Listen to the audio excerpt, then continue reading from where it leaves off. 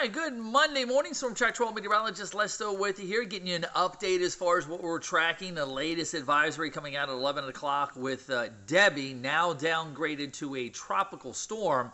You can see the low-level center is now making its way inland. Came in the Big Bend of Florida between Tallahassee and Tampa right around 6:30, 7 o'clock this morning.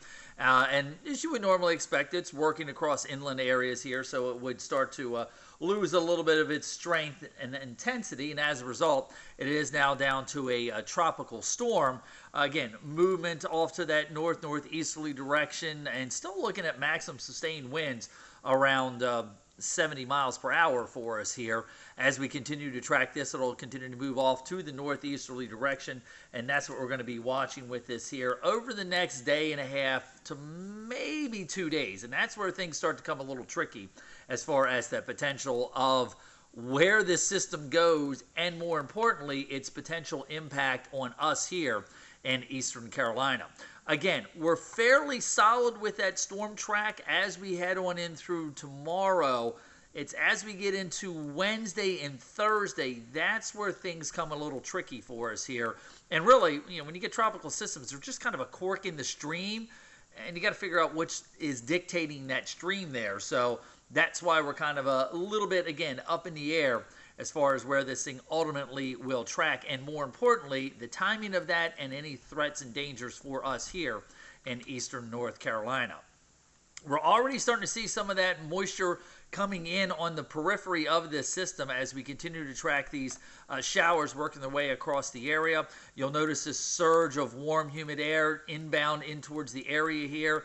That's going to help promote scattered showers and storms for us as we go on through the day today and tonight and tomorrow as well. So as a result of that, we will continue to see these bounds of heavier downpouring rain across the area, and that's one thing I'm concerned about. We've had a wet July so far. Now we're still wet in August.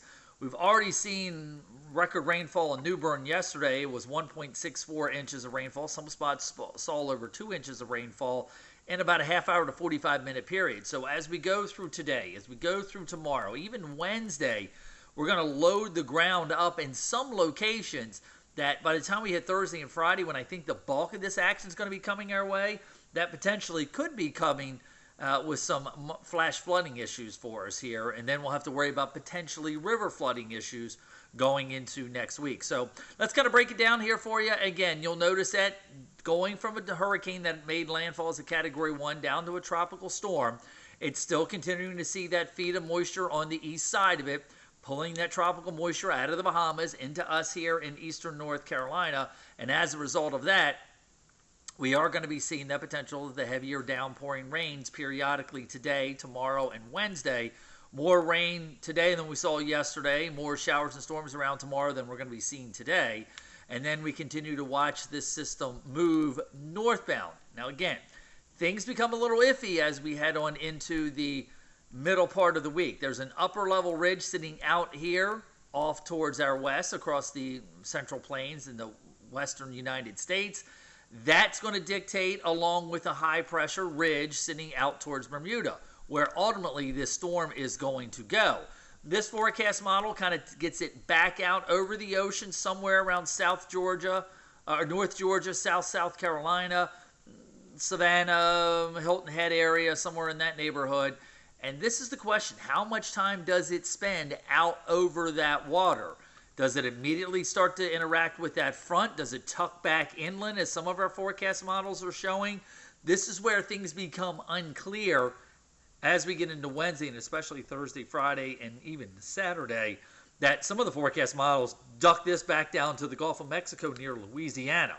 Not ready to go that far just yet. This is, again, what I am concerned about. Heavy soaking rainfall across the area. Potential is there by the time we finally see this move away on Saturday, anywhere between 6 to maybe as much as 10 inches of rainfall just for us here in Eastern North Carolina from the heavy downpouring rain that we're going to be seeing. And again, I think it's going to be Thursday and Friday. That's when we're going to see the greatest impact as far as the most intense rain, the more widespread rain throughout the majority of the day, during the overnight hours. That could start to cause some flash flooding issues for us here, depending on where the low pressure tracks. If it tracks west of I-95 or along I-95, that has a difference as far as us potentially being in severe weather with, water spouts, tornadoes, damaging wind gusts kind of deal.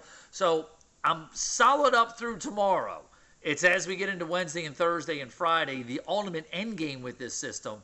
That's where I'm a little unsure about for us here. So we'll continue to watch the forecast models. Again, they're trying to figure out which one, the ridge sitting off towards Bermuda or the ridge off towards the west, which one's going to be the better one as far as controlling this system is concerned. And that's what we need to be able to resolve in our forecast models to be able to figure out not only where the system will track, but also ultimately what the situation will be for us here in eastern North Carolina. If you got any questions, feel free to put them in the question section here. I'll stay on for another minute or so. Again, I can't get specific as far as specific details to your neighborhood exactly at this point, because that could change depending on the model runs, where the system's going to track to, exactly how much rainfall we see out ahead of it. But I can tell you that Thursday and Friday right now, that's what I'm looking at as greatest potential for potentially flooding rains for us here in eastern North Carolina. So I'll hang out. Again, if you got any questions, feel free to put them in the section on the Facebook Live page. And I will be back with Valentina Wilson in about 40 minutes for News 12 at noon with giving a few more in-depth details as far as some of those steering currents are concerned for you here. So we are only looking at about 6 to 7 inches total. That depends on where you live. If you live, let's say, north of Highway 264, the way it looks like right now, that is potentially the range we are looking at. Closer to the coast, that could be anywhere between 10 to maybe 12 or more inches of rainfall, just depending on where this ultimately ends up tracking for us here. And again, we're going to have to be looking at the potential of rain inland areas, Raleigh, Fayetteville area. If the storm track goes west, then that will elevate our potential of flooding on the rivers into next week. So again, we saw this with Matthew, that it was 6 or 7 days afterwards, and that's when the Highway 70 in Kinston got closed because of the Neuse River flooding. Again, rainfall amounts are going to vary a little bit for us here. In New Bern, again, we could see a low estimate would be 6 to 8 inches of rainfall. Could be as much as a foot of rainfall, just depending on ultimately where this tracks and how much rainfall we get today, tomorrow, and Wednesday leading up to the real heavier rainfall coming our way as we do head on into the end of the week. Let's see.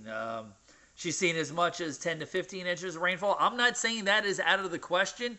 I'm just saying right now I'm not willing to commit to that just because of depends on where the system tracks. If it comes right up along the coast and only moves at 5 or 8 miles an hour, then yeah, that potential of 10 to 12 could be realized. I'm not saying it's an impossibility. I'm just saying right now I'm kind of holding the threshold of about 8 to 10 with maybe some isolated 12-inch amounts. But again, as we go through the next several days, we're sampling the atmosphere. We're getting the hurricane hunters flying. We're sending up weather balloons. We're sampling where that upper level ridge is located. And as a result, we'll have better information going into our forecast models and being able to get a better handle of, is it going to be the western ridge or the eastern ridge that is going to be dictating the passage of this storm. All right, guys. Well, thank you very much for joining me. I got to get ready for a noon show, so I'll have more information coming our way on News 12 at noon with Valentina Wilson. And, of course, we'll continue to keep you updated on this as we go on through the next several days for us here. We'll be jumping on and doing Facebook Lives for you here and getting you updated as far as that is concerned. Pretty much you can expect them at least around 11 o'clock in the morning and around 5 o'clock in the evening when the National Hurricane Center puts out their full advisory, and depending on in the interim advisories around 8:30 in the morning and then around 8 or 8:30 in the evenings, we may also jump on for Facebook Lives and answer some of your questions. Have a good day, and I'll see you on News 12 at noon.